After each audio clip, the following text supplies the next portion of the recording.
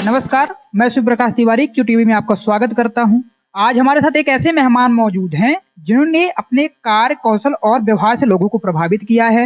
नगर निगम के सर्वश्रेष्ठ वार्ड प्रभारियों में से एक विष्णु लखेरा जी हमारे साथ मौजूद, जो कि वार्ड क्रमांक 4 के वार्ड प्रभारी हैं। विष्णु लखेरा जी, बहुत बहुत स्वागत है आप।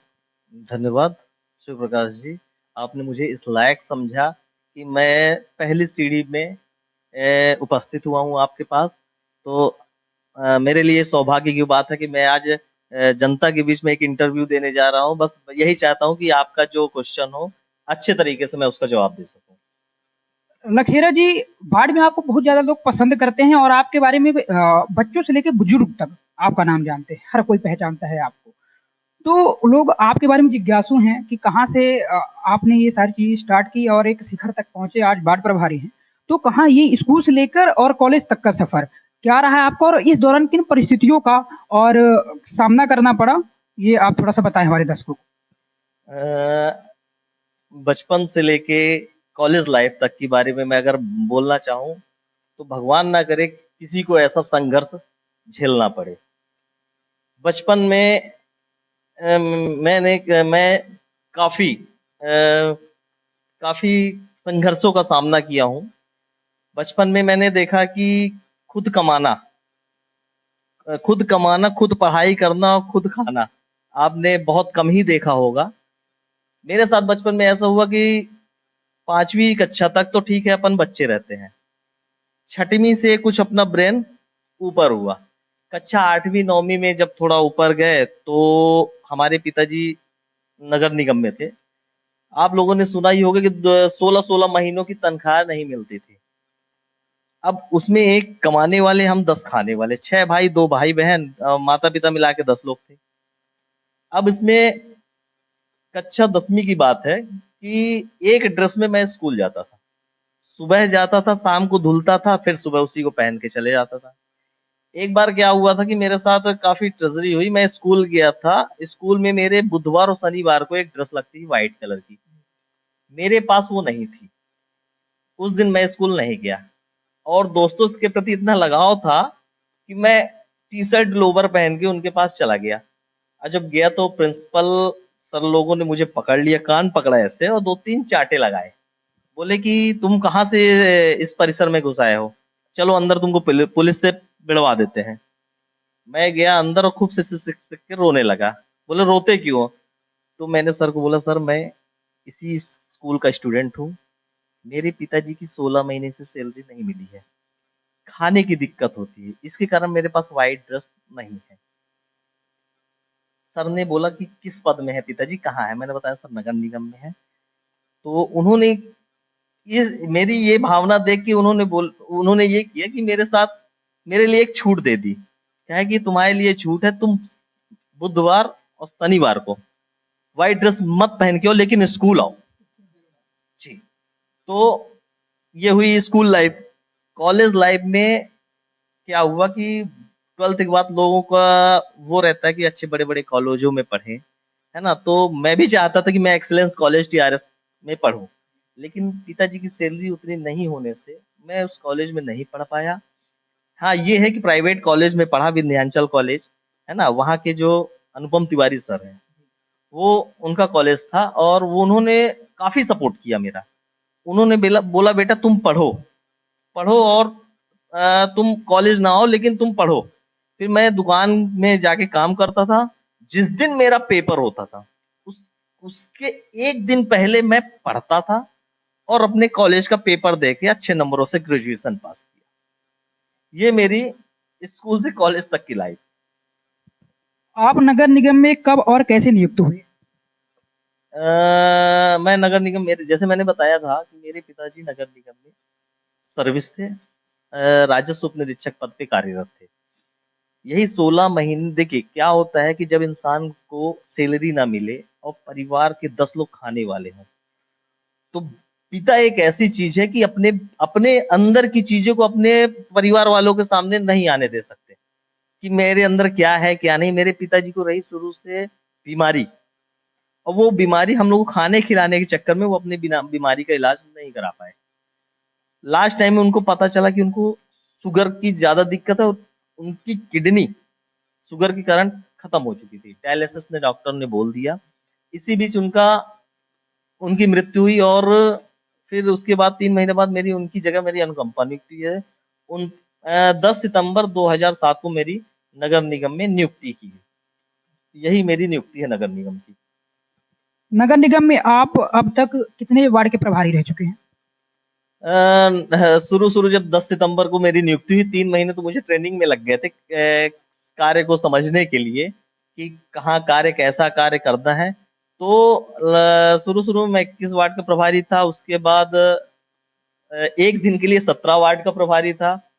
उसके बाद फिर मुझे इंटीरियर वार्ड क्रमांक 15 मिला, जो इस समय 4 और 15 वार्ड मतलब रीवा के सबसे बड़े वार्डों में गिना जाता था। वहाँ मैंने काफ़ी अच्छा काम किया, लोगों से मिल-जुल के काम किया। फिर उसके बाद मेरा आपके 36 वार्ड में आया, 1 वार्ड में आया, 3 वार्ड में आया, 38 वार्ड में आया और वर्तमान में मैं 4 वार्ड में कार्य कर रहा हूँ।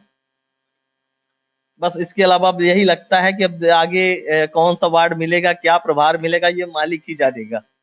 अच्छा वार्ड प्रभारी जी ये बताइए कि आपके बारे में कुछ लोग अच्छा बोलते हैं, कुछ लोग बुरा। क्या कहना चाहेंगे इस बारे में? देखिए ये क्वेश्चन काफ़ी अच्छा क्वेश्चन है। इस क्वेश्चन से मुझे एक श्लोक याद आ गया, है ना? जाकी रही भावना जैसी, प्रभु मूरत देखी तिन तैसी। मतलब जो मुझे जिस निगाह से देखता है, उसके लिए मैं उस निगाह को ही पसंद आता हूँ। किसी का काम हुआ तो सर बहुत अच्छे हैं, किसी का काम इल्लीगल काम नहीं हुआ तो सर बहुत खराब है। तो वही है कि कोई मुझे देवता की तरह पूजता है, कोई मुझे दैत्य की निगाह से देखता है ना? तो मैं ये नहीं चाहता हूँ कि मैं यही कहता हूँ कि जो मुझे गलत निगाह से देखते हैं, हो सकता है कुछ कमी हो मेरे अंदर, है ना? वो मेरे सबसे बड़े दोस्त हैं। जो मुझे गलत निगाह से देखते हैं, वो मेरे सबसे बड़े दोस्त हैं। कुछ हो सकता है कुछ उनको कमी दिखती हो इसलिए मैं उनको बुरा लगता हूँ, लेकिन मैं नहीं चाहता हूँ कि अपने से किसी का बुरा कर सकूँ। बस यही है कि कोई मुझे अच्छे ने यहाँ तक कि लोग भगवान को तक को बुरा मानते हैं, मैं तो आम इंसान हूँ, है ना? और मेरा विवेक जो जैसा है, मैं वैसा ही काम करता हूँ, अपने विवेक से ही काम करता हूँ। वार्ड प्रभारी जी जब आप वार्ड में फील्ड में उतरते हैं तो किन-किन परिस्थितियों का सामना आपको करना पड़ता है? जब अपन किसी काम के लिए वार्ड में जाते हैं, है ना? तो कहीं-कहीं वार्ड में मूल सुख सुविधाएँ ज़्यादा होती हैं, कहीं-कहीं वार्ड में मूल सुख सुविधाएँ जहाँ नहीं पहुँच पाती हैं, वहाँ कम होती हैं।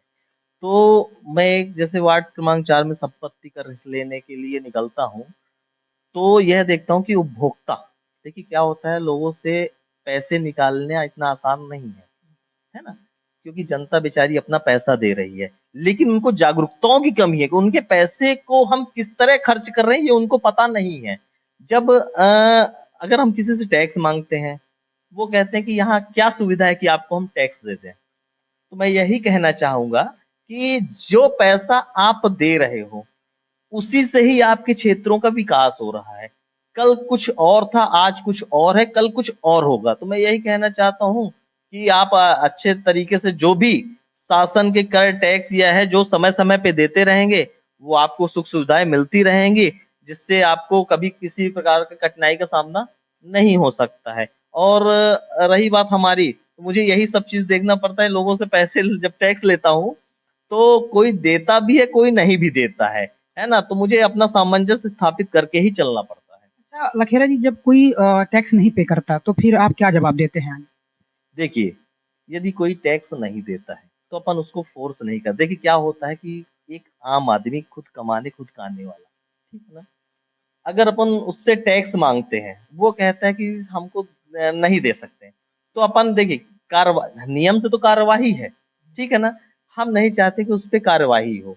तो मैं यही कहना चाहूँगा लोगों को कि समय-समय पे अपना टैक्स का धीरे-धीरे करके भुगतान करिए, जिससे आपको मूलभूत सुख-सुविधाओं का लाभ मिल सके। लखेरा जी ये बताइए कि नगर निगम के अलावा वार्ड प्रभारी के अलावा और भी कहीं आप सर्विस कर चुके हैं क्या?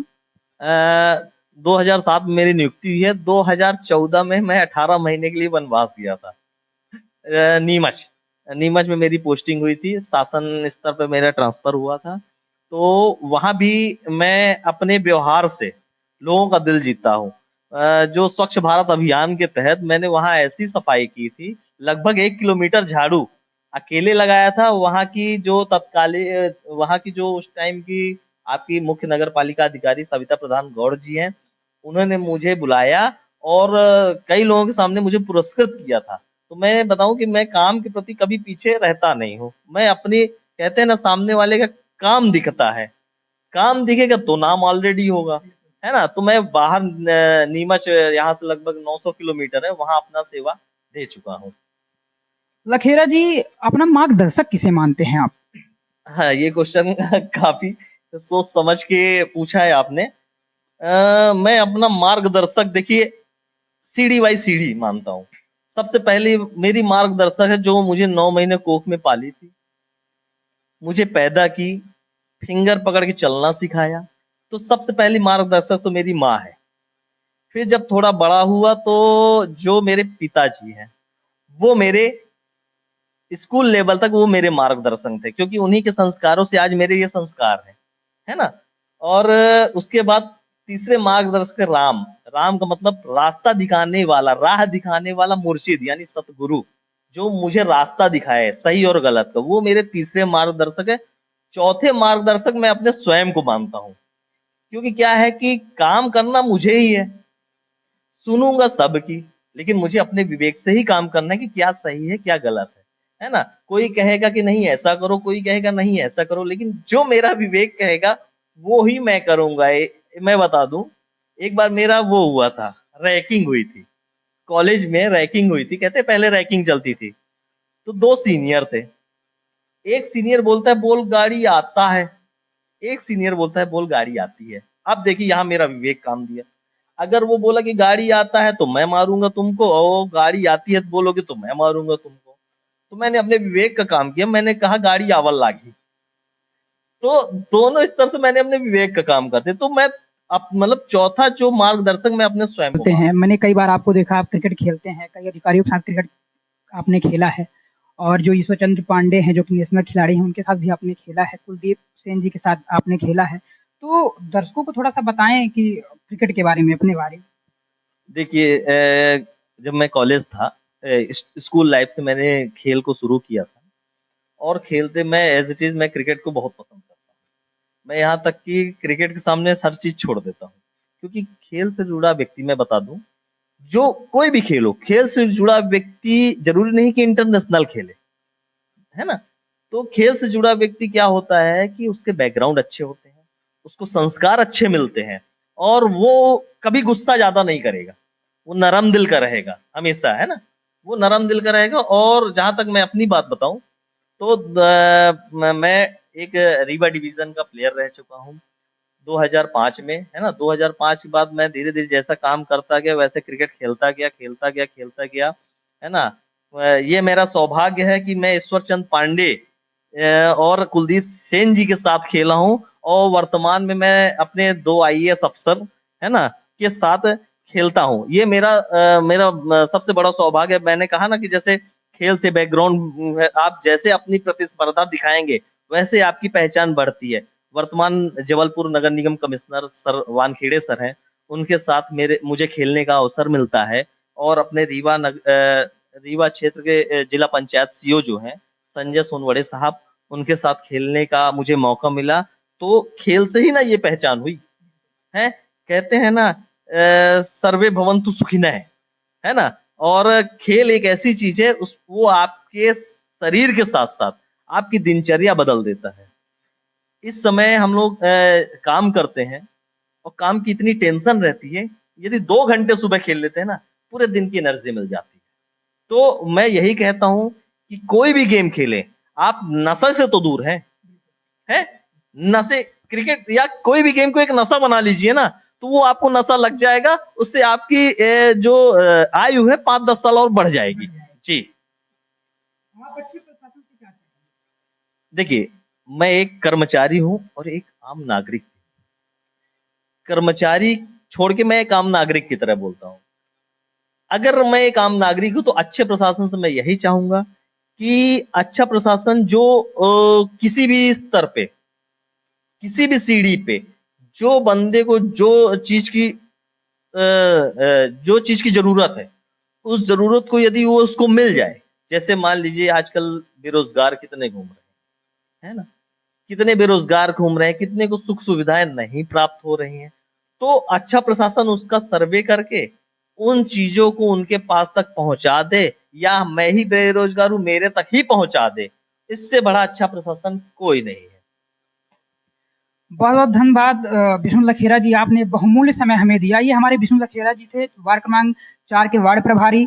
आपने बहुत सारी परिस्थितियों का सामना किया और आज उन परिस्थितियों का सामना करके और अपने दम पे एक बेहतर स्थान पे पहुँचे हैं, सबके मार्गदर्शक हैं और मैं बता दूँ आपको ऐसे ही व्यक्ति की ज़रूरत हमारे समाज में है, जो खुद भी बेहतर बने और दूसरों को भी बेहतर बनने की ओर अग्रसित करे।